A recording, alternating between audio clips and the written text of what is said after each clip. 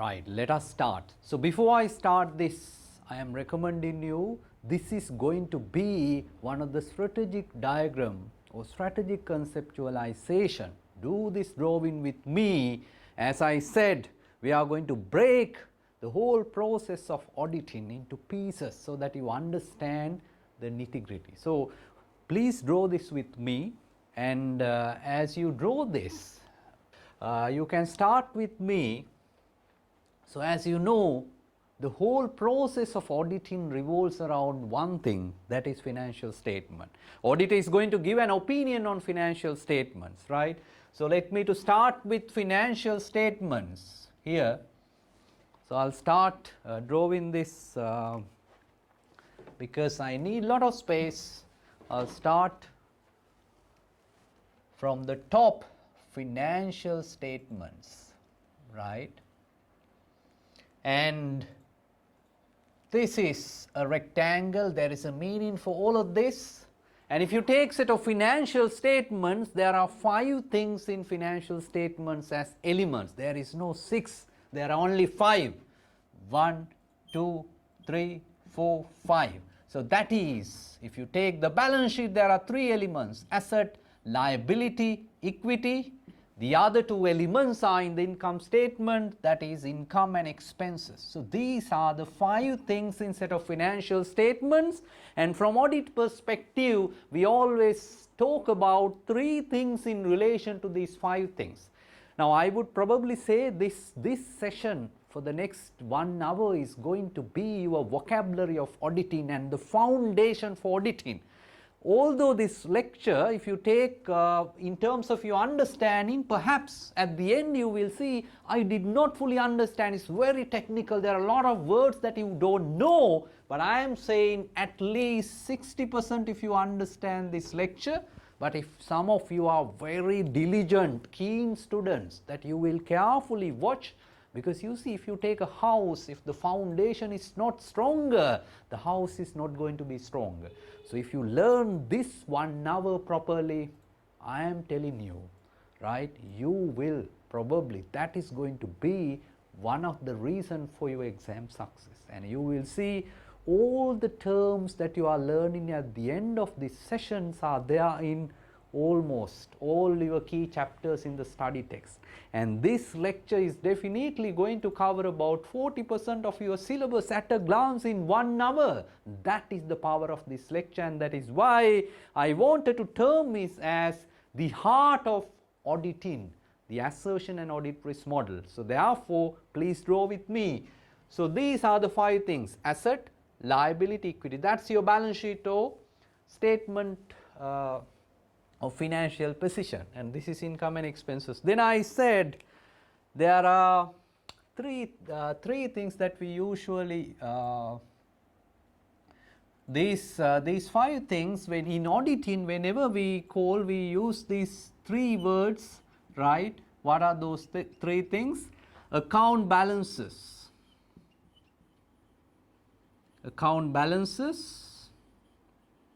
that is 1.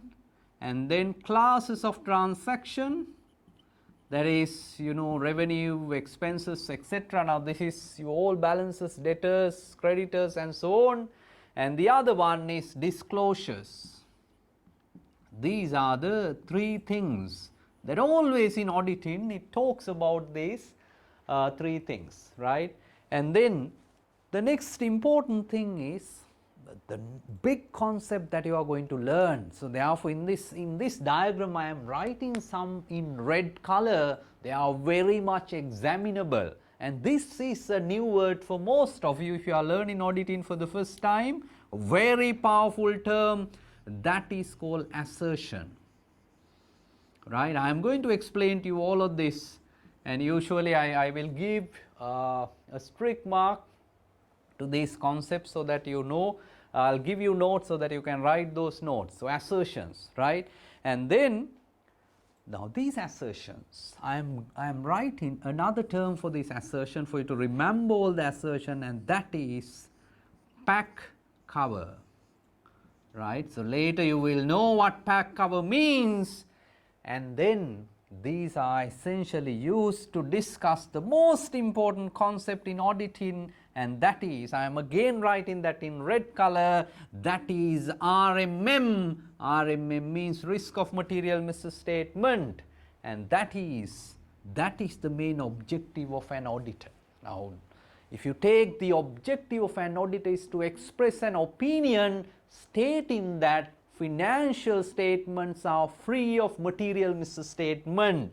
So what is the word? Financial statements are free of MM. I use the word MM, material misstatement, and another word is financial statements present fairly. So fair, all of that, you know, are connecting to risk of material misstatement. So the whole process of auditing is auditor to look at set of financial statement. There is a balance called property, plant and equipment. Is there a risk of material misstatement? So that's what we are going to look at. So therefore some of these concepts that we are going to learn in much detail. So risk of material misstatement, and then I close it here. So now if I ask you a question, let me to box these things. These are the three things that we are going to talk, and these five things you understand, right? Asset, liability, equity, income and expenses. And like I said, the main objective of audit is to ensure financial statements are free of material misstatements. So the first concept that you need to understand is what is now some people also use this word, so let me to write ROM, another word, right, another way of, if you want to remember a risk of material misstatement, ROM.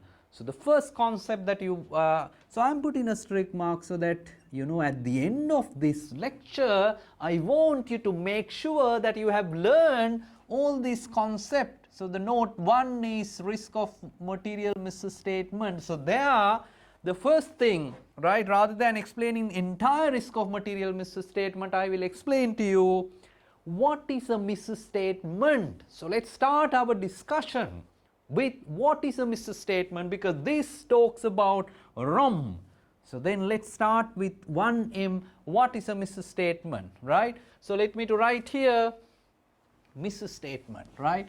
So the misstatement, now this is interesting because if you look at, if somebody will take one, now see this is set of financial statement, take one asset, that is property, plant and equipment, and in the balance sheet, if auditor were to say that property, plant and equipment is misstated, overstated, right, let's say the recorded amount is 100 million, recorded amount is 100 million, right? Now, how do I know whether this is overstated? Which means I have to compare 100 million with some other figure. What is that amount? So therefore misstatement, remember when audits misstatement is recorded, the difference between recorded amount and what should be recorded based on SLFRS. So now we comes to a very important point.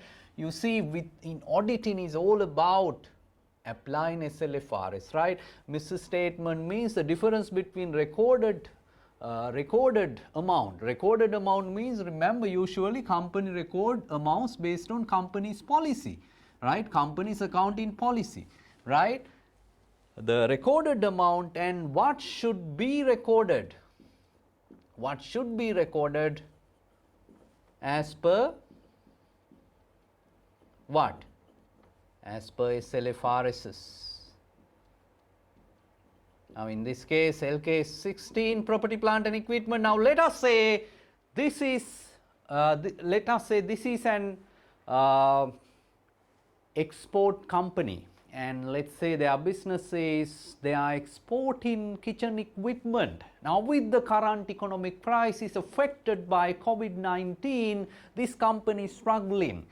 They don't have sufficient, they can't import their raw material and they can't export. They have stopped their operation. Now during these periods, now some of these heavy machineries are not in use, so several periods, and we know when the assets are not generating sufficient cash, normally the recorded value of an asset, when you learn accounting standard, you know, because you are learning accounting standard at that level, at this level, and that is called carrying value, right?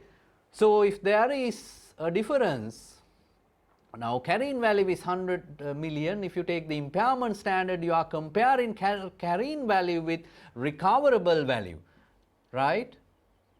Recoverable value. Now asset is impaired means you have to check the recoverable value, right? If you find that the recoverable value after doing the impairment test is 80 million, right? Because these assets are not generating, you have to write off some part of the assets by doing a cash flow forecast for the, you know, that forecast. If you learn the impairment standard, you know that can come if you want to sell this machine now, what is the fair value, or if you want to use it over a period of time, that we call value in use, right? And based on that, I am not going to complicate with accounting standard now. If you are not thorough with accounting standard, that is going to be a little issue in this subject. So therefore I recommend you to make sure that you are up to date with accounting standard. Although you are not up to date, don't worry, right? Let's say you are not doing your CL2 financial reporting paper, then you have to take extra care to make sure certain fundamental accounting standards you know, because always misstatement is measured based on company's figure and what should be recorded based on SLFRS. Therefore I have planned, and you will watch in future one video with all critical SLFRS, how they are going to affect, you know, auditing or the financial statement. So that summary is I'm going to give. But anyway, in here, in this explanation, there is a misstatement of 20 million. So with that, you understand the word misstatement, and there is another M, and that is called material. So the next concept that you should learn is, if I put X2 there, is materiality, right? If you take X2, the next concept is materiality, right? Now that's another important one to study. Now what is materiality? Now I talked to you about a company that is, let's say this is a limited liability listed company. So their main business is exporting kitchen equipment, stainless equipment, you know, etc. Now this company's profit is deteriorating. Investors are worried, and in this context, company is trying to overstate, you know, asset value. They are not going to charge this 20 million to P&L. And the next question, if auditor is going to, before auditor is going to change the auditor's opinion, remember auditor is going to give an opinion. So let me to write this. Auditor's main purpose is to give an opinion saying that financial statements are free of misstatement, but if there is one misstatement of 20 million, auditor will say we can't give, right? I can't say financial statements are free of material misstatement because I found one misstatement. And therefore, the question to ask, okay, there is a misstatement, how about the other M? Is it material? So the important concept, whenever you read your chapters and exam question, remember this term materiality. Now in very simple term, materiality means something significant, big amount. That's material, right? Audit is going to change the report. Now in this case, 20 million, if I tell you this 20 million as a percentage of this company's profit is 10% of profit before tax, then I am going to say that this is material, not just because of 10%. Remember this materiality definition we ask in one question. If you are an investor in this company that produces kitchen equipment, various stainless equipment, and you are worried, right, because assets are overstated, if as a result of this 20 million, if you are going to change your economic decision like investing in this company or to sell your shares, and that is material. Therefore remember, information is material. So I am writing these words, right?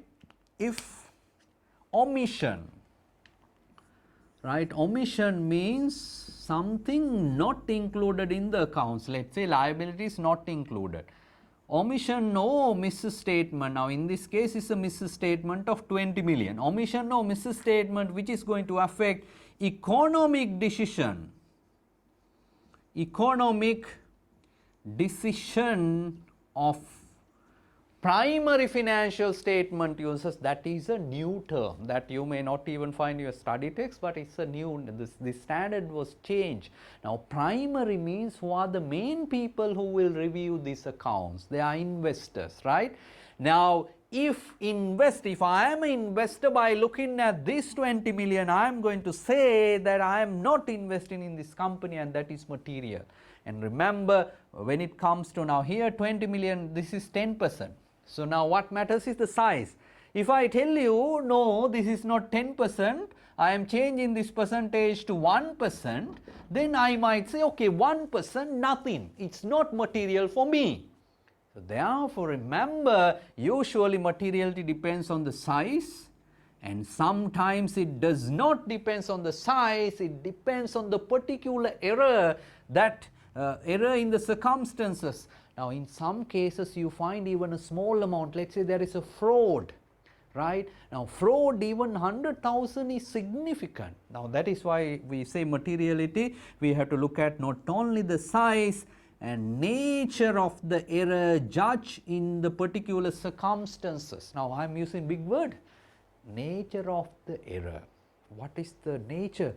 It looks like it's a fraud, right, or related party transaction, or that it is 1 million, but if this 1 million is reverse, what happens is profit becomes a loss. Now that 1 million, the nature of the error is such that it is significant. So just note this word, size or nature.